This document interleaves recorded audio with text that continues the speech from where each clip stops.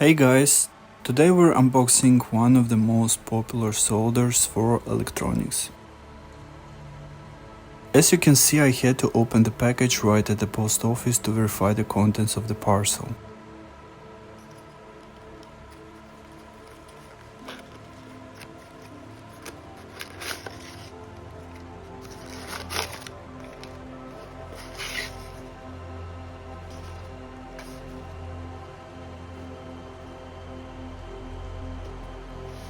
It's called Cynel Sn60Pb40. The melting point of this solder is around 190 Celsius temperature. This solder consists of 60% tin, 40% lead, and 2.5% flux by weight.